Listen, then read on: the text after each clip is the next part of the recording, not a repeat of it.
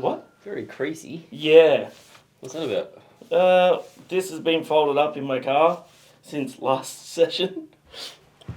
He's the epitome of hygiene, this man. Well... Hey, good morning, party people. Welcome to the Breakdown with Nathan Clean. Mr. Clean. Mr. Creasy. Yeah. And I thought, you know what?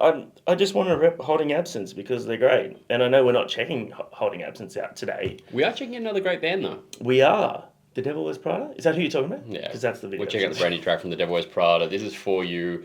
I'm really excited for this. The Color Decay. That's a bit of a mouthful for me. That's what she said. Lead is. Last album from Devil Wears Prada was flawless. It was it's the best thing they've ever done. I feel like this band just continuously improves. Yeah. And I agree. I'm excited to see what this is like. 100%. They really knocked it out of the park with that one. It was great progression. It was an unexpected progression because they've been slowly moving in that direction. But I think I was just really surprised at how well it was executed and how well everything flowed together within those transitions between styles and stuff. Johnny loves a good execution. I do. Yeah. Back in the day, he used to go to all the guillotines. Yeah. He's old. Isn't that a fucking crazy thing to think that that's what they used to do? Do you know when that happened? Like the last time that happened? It's an absurdly recent time. Isn't the last hanging kind of recent? I don't know about hanging. Do they still do public executions in some countries? Guillotine execution. Have a guess. 1940? 1977 was the last public guillotine execution. Oh shit, I was a teenager. That's what I'm saying! Hey. He's old as fuck! Hey, thanks for being here. This song's for you. Very good. Maybe I'm out of my mind, but it's fine. I'm used to the way that it feels when the room is on fire. At least I can say that I try. I do it for you.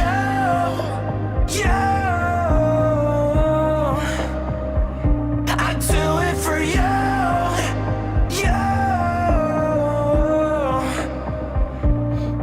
I would walk any road. Oh, I like when that came in. There's no place that I wouldn't go, even though you'd leave me for dead in the cold.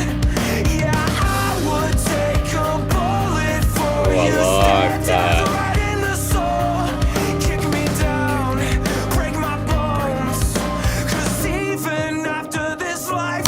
Thank you. We had to do it. Yeah. And I don't trust your timing on pauses Oh, anymore. come on. Would you say my pauses are poor? No, I Okay. think that one to you. Yeah, okay, cool. You can start this one because we're both going to say a thing. Go on. This is beautiful. They write such sad songs. Yeah. But And I just love it. So beautiful.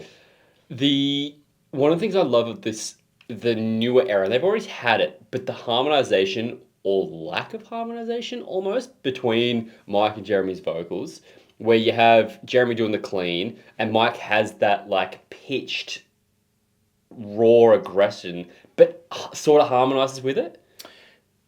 Yeah, I get what you're saying. It's not a harmony as such, but it's they find a way to put that grit and aggression into the mix so it doesn't necessarily sound aggressive, but we're still getting that vocal tone that we love from him. Yeah.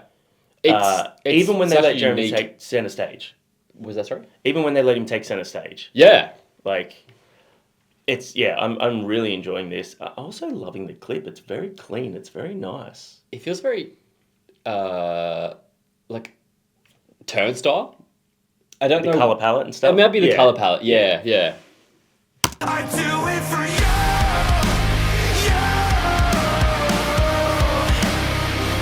I do it for you. That's the clouds. Yeah. You can bury me and I'll leave flowers for you at my tomb. My tomb. I do it for you. I do it for you. I could bring the world to you, but what is it worth when everything I give to you just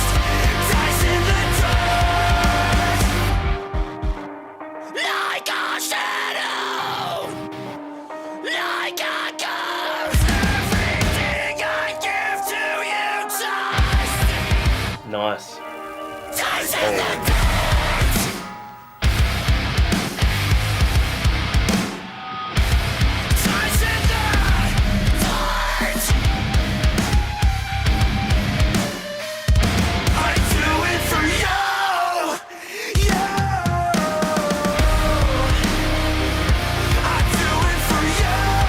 This chorus is fucking phenomenal. You can bury me and I'll leave flowers for you at my tomb. My tomb. I do it for you.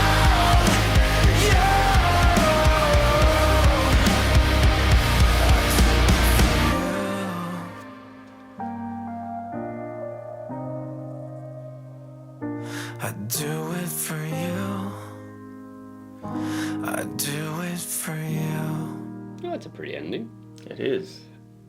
That was a really perfectly formulated, like, pop structure for the song, Yeah.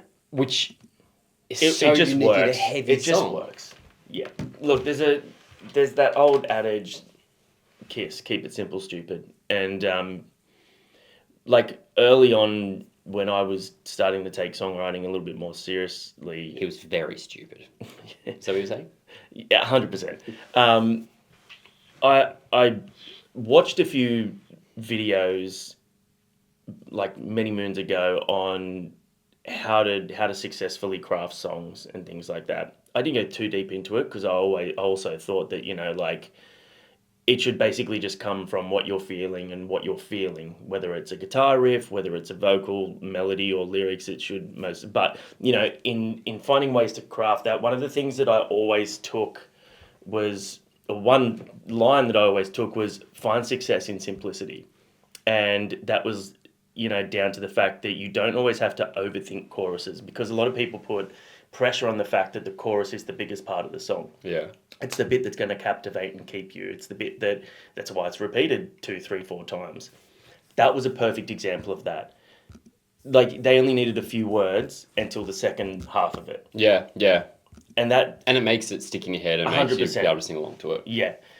There was still a lot of complexity in the layering of the instruments through that, which was really cool. That I feel like they use keys much better than a lot of bands, because 100%. they don't overdo it. Yeah, I actually feel like with a lot of the instrumentation is that it fits in parts that allows it to stand out or complement each other. Yeah, yeah. That breakdown of like that big metallic sort of like snare, and then break, and then the keys kick in for that second part of it, so it let the breakdown build. It's just done sparingly and used to emphasize the feeling of it. For sure. This band has been around for a long time, and I kind of forget how long they've been around for, but they were one of those bands that came out of the like little era of music where you had a lot of these metalcore bands adding keys. Mm-hmm. Perfect example is, we were listening to music on the way home last night, and an old, I think it was James Elsewhere song came on, and I was listening to it, and this big bit came in before there was a breakdown or something, and it was just like sort of synthy keys going, and I'm like, oh, listening back to this stuff, like, it's so indicative of that time, because it felt like there were so many of these bands that were like, let's get a keyboard player because it's cool and we can use it. Yeah. And it was like, you didn't, like, listening to it now, it was a thing back then, it was like, oh, that was cool, but now it's quite juxtaposing. Sure. Because it's like, all of a sudden, this is like this keys bit, and it's like, well, I mean, it sounds cool, but it doesn't necessarily fit.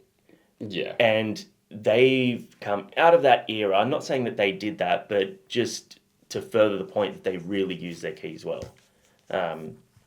His vocals, like Jeremy's vocals, just get better and better and better. Yeah, we've talked about this for years. The fact that when we first saw him, we were like, I thought he had vocal effects on. Like, he has just such a unique, clean tone. I think the songwriting has also gotten better to suit his vocals. Like, they utilize him way more now. I know he does a lot of the songwriting. I also think the fact that Mike has such a unique tone, and you don't need to like rely on that being the standout thing. Like, there's a big difference between them and like a Knock Loose. Knock Loose's main thing is the fact that you got Brian with such a jarring, unique, heavy voice. Yeah, Mike has the same type of thing, but they use him so much differently, and I really think it's awesome.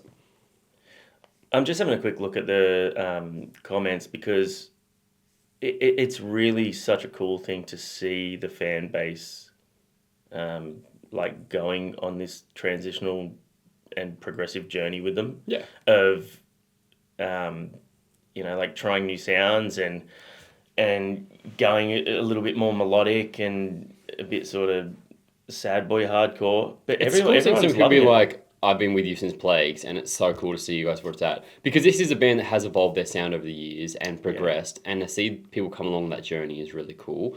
My one criticism is Ooh. that they came out last year when I was on my honeymoon. I didn't get to watch them. So, fix that. They did get in touch with us about that.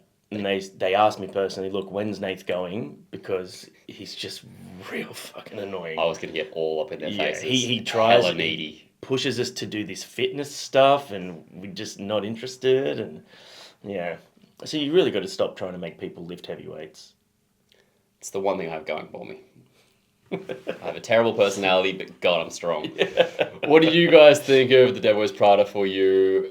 If you're a fan of the band since day dot, are you on the journey? Are you enjoying this in the same way Johnny and I are? We've been fans since the beginning and have honestly loved watching this band progress into what they are today, because I think they're just getting better and better. But drop a comment, let us know your thoughts. Also, before we go, is this just perfect timing, the fact that they've dropped a music video where it looks like they're literally performing on a Minecraft block? I don't know what Minecraft looks like. I've never played it. You would have seen things around, and like I sent you that picture I did of, like, it's like the 8-bit character. Is this everything square? Yes. Ah, okay. Yeah. Yep, lots of squares. Yeah. Thanks for See you hanging. next time.